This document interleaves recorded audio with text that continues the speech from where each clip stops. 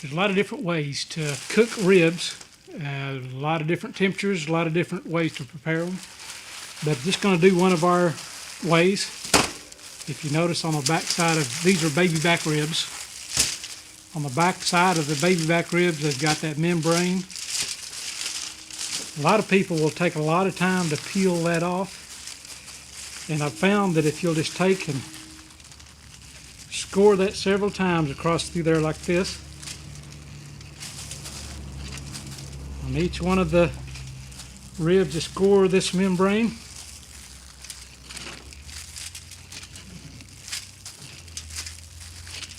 And then a lot of times you don't even know it's there when you pull it out to eat it.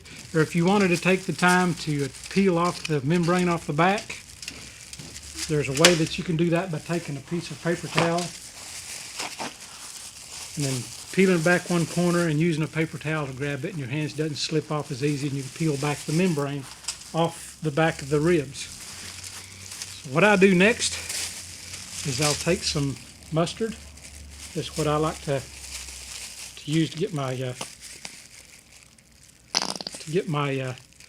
rubs to stick on them really good. I just rub that on there really good, and I go pretty liberal with them, with the rubs. And backside, of course, the backside it's not going to soak in like it is on the front side because of the not much. There's no meat back in there, but I just put a pretty good little bit on both ribs. Rub it in pretty good.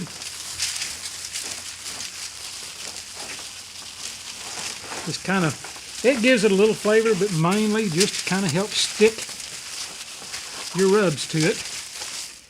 I'll change my gloves. Another good idea is to get these little disposable little plastic gloves, and each time you do a different deal there, you can pull off and put you a different pair of gloves on. And with this, I will start with the different rubs. I'm going to be using Kelly Wart's rubs, and I kind of like this. The frickin' chicken is one. I like to put a little bit of this frickin' chicken on first.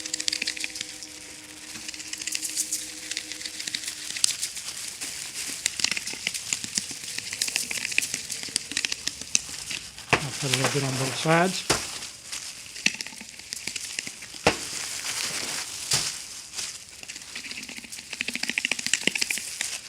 And then I'll go with Kelly Wart's.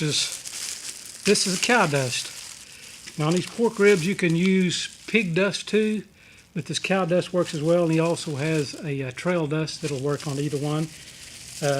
Cow dust works good on briskets, and but it works also really well on your ribs. I put it on there fairly liberal.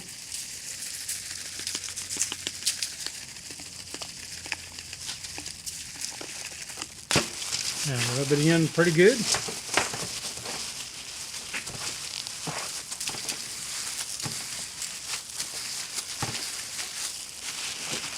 Put a little bit on the back.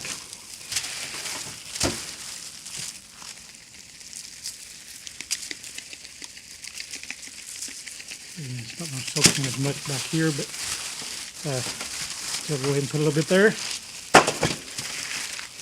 Now what I do next is I've got this foil. Now you can put this straight on the grill without any foil.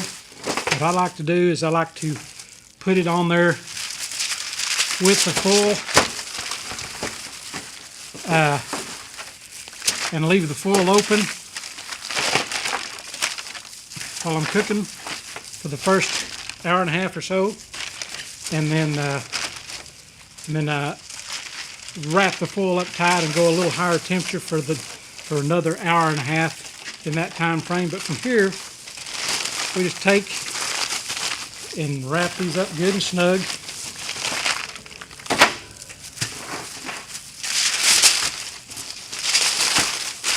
And from this point, I usually put mine in the refrigerator and let them sit overnight. You can let them sit for probably about 3 or 4 hours, but I let that soak in from there. And we'll go from here and take these to the grills after they've set for a while and got this shake and rub all soaked in there really pretty good then. That'll do it for this part. We got our ribs. They've set and soaked up all the good rubs and everything. I got my grill set at 250 degrees. This is a Memphis Pro pellet grill. This grill here is a double wall stainless steel insulated grill with an oven gasket around the door. It can be 10 degrees outdoors, and it doesn't matter. This thing will hold the temperature just spot on. Because of that, and then on low on smoke, you can get as much as close to a 40-hour smoke time on one load of pellets off this one because it's insulated and holds the temperature. It's got that digital controller. With a meat probe, it can go into your meat. But on these ribs, we're just going to go off of our temperature here in our time. A lot of people got different temperatures, different ways of doing it. I like to leave my ribs in the foil, and what I do is I'll open up the grill, and then I just lay these. I'll pull the foil back. And there's a lot of different. Look at that. Don't that look good? I just kind of pull that foil back there, get it away from there a little ways, and then now you can do these. Just lay them on the grill, and that works just fine too. The reason I do it this way is whenever they cook here for about an hour and a half, or smoke for about an hour and a half, I like to see the smoke coming off this. I like to get that smoke flavor back here on the ribs really good. And after about an hour and a half, then I'll wrap these up good and tight, run my temperature up to about the 350 temperature, and cook them. So right now we'll just leave her like this and go for about an hour and a half at 250 on the smoke range. That'll do it for now. Okay, our ribs have been on there for about an hour and a half at 250. I'm going to take them now.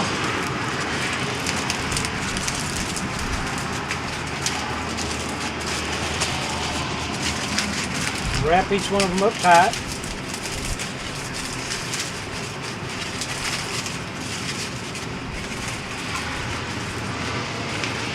And while I'm at it, I'll go ahead and stick me on 4 baked potatoes. Grill, let them start cooking. And I'm going to take my grill and it's going to bump it on up to 300.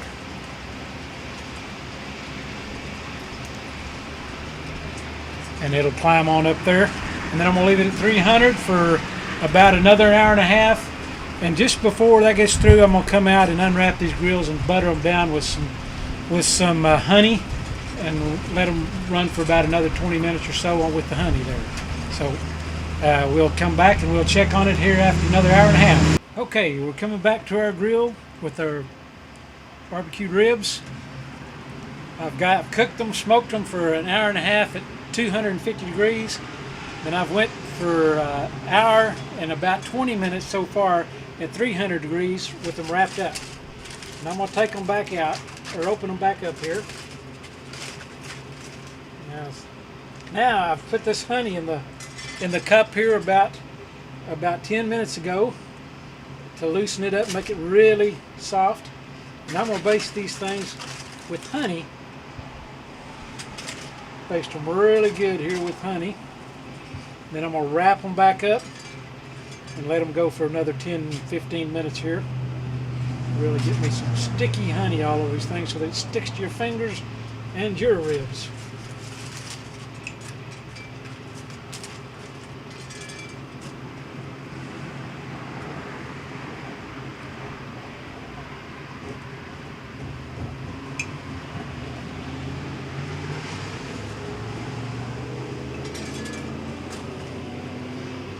About to get her here.